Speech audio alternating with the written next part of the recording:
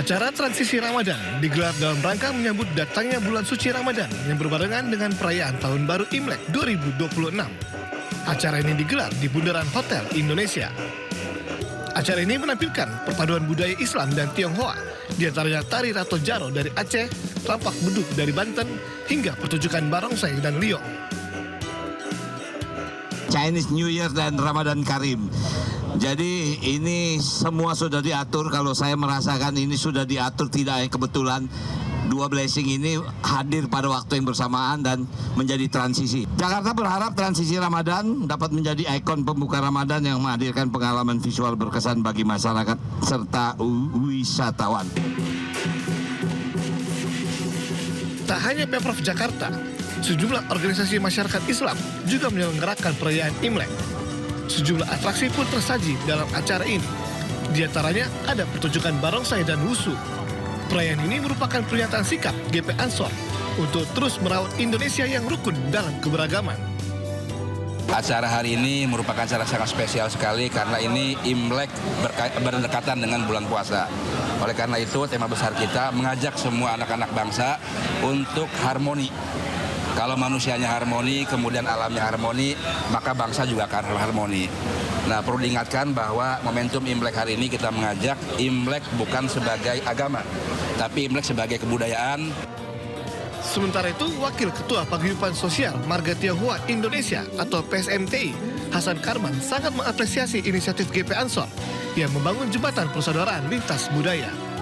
Kami dengan sangat senang hati datang ke sini hadir dan kami memang dengan GP Ansor sudah melakukan kolaborasi kerjasama untuk melaksanakan kebaikan dan pembangunan demi bangsa ini. Perayaan Imlek yang hampir bersamaan dengan dimulainya bulan Ramadan diharapkan dapat memperkuat fondasi kebangsaan melalui toleransi dan persaudaraan tanpa sekat. Tim Liputan iNews melaporkan. Pemirsa, menyambut Ramadan, ribuan warga di Jakarta menyambut Ramadan dengan melakukan pawai obor. Dan bagaimana informasinya kita simak berikut ini.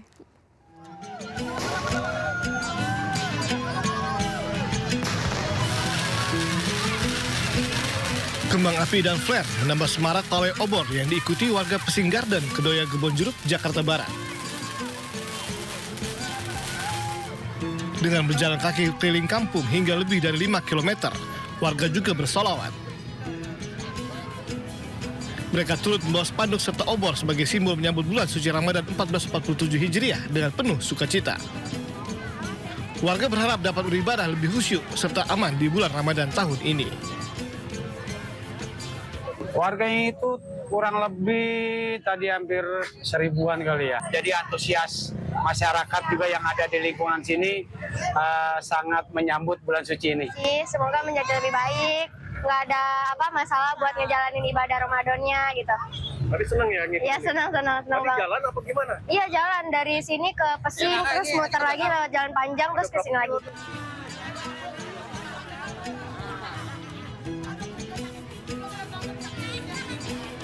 Sementara itu, ratusan warga RW 2 Pademangan Barat, Jakarta Utara juga gelar pawai obor keliling kampung.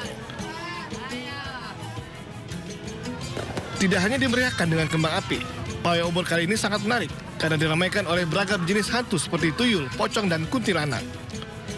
Di bulan suci Ramadan nanti, pihak RW setempat juga akan mengadakan sis kamling di malam hari untuk menghindari adanya aksi tawuran dari anak-anak muda. Dari Jakarta, Rizky Falufi dan Miftahul Gani, iNews melaporkan.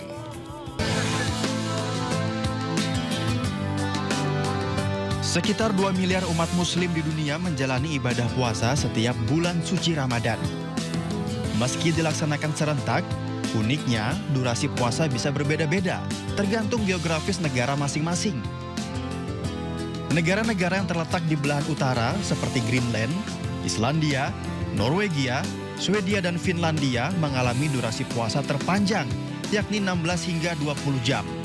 Pasalnya, matahari bersinar hampir sepanjang hari hingga menyisakan waktu berbuka puasa lebih sedikit. Negara-negara yang berada di selatan bumi justru mengalami hal yang sebaliknya.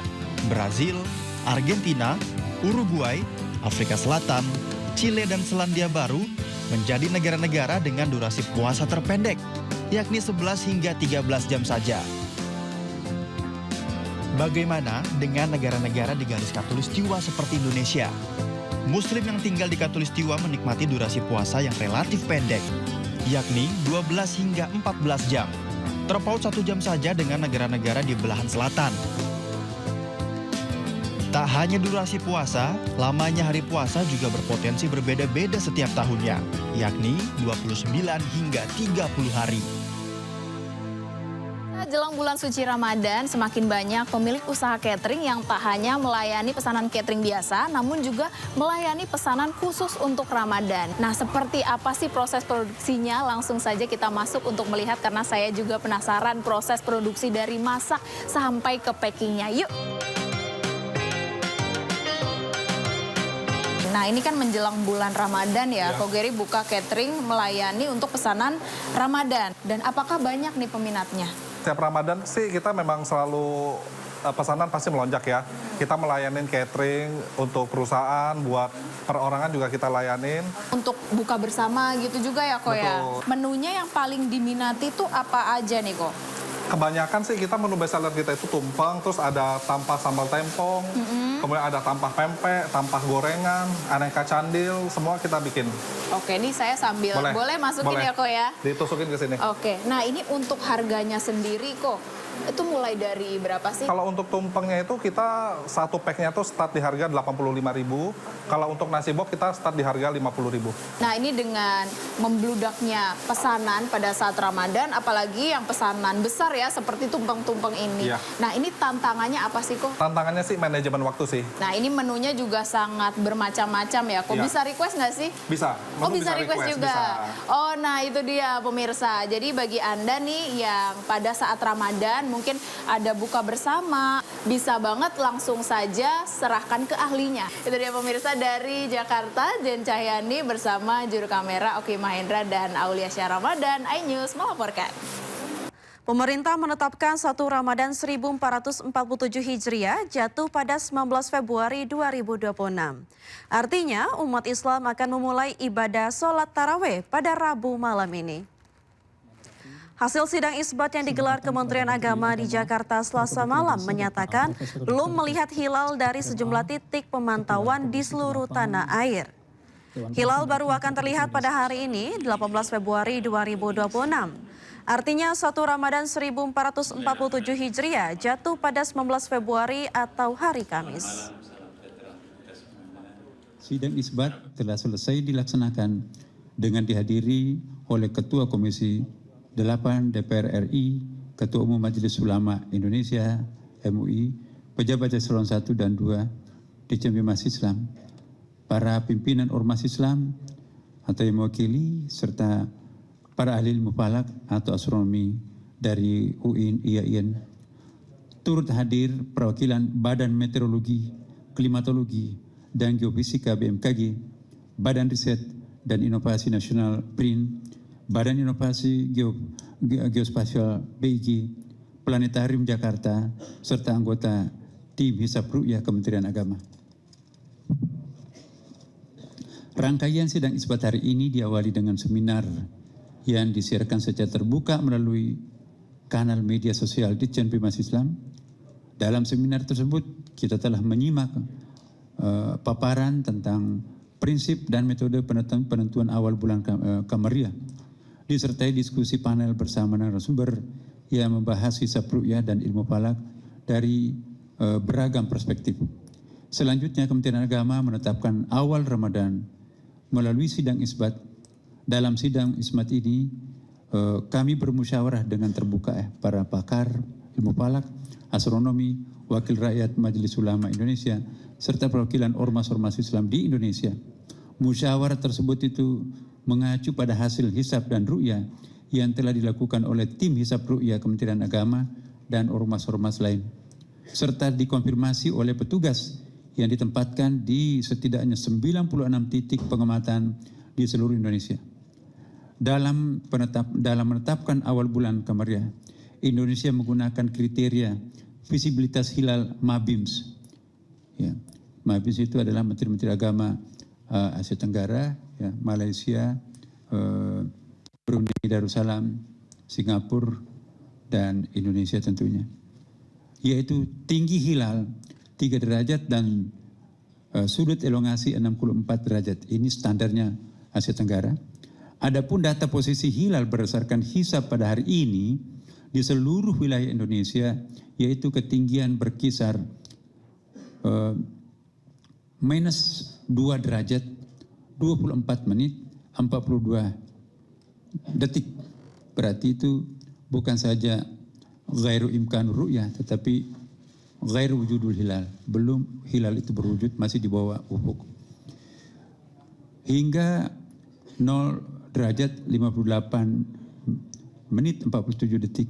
Jadi di seluruh wilayah Kepulauan Indonesia, bahkan Asia Tenggara, bahkan kalau kita melihat tadi diskusinya, ya di seluruh negara-negara Islam pun juga itu belum ada suatu negara Muslim pun yang masuk kategori imkan ru'yah. Bahkan kebanyakan mereka itu gair wujudul hilal. Wujud hilal belum muncul karena masih di bawah ufuk. Ya. Dan juga kita lihat juga kalender hilal global versi Turki, ya itu juga belum memulai Ramadannya besok. Dan dalam menetapkan awal bulan Qamariyah, Indonesia menggunakan kriteria visibilitas hilal Mabim tadi, yaitu tinggi sekian, saya sudah sebutkan. Nah sekarang,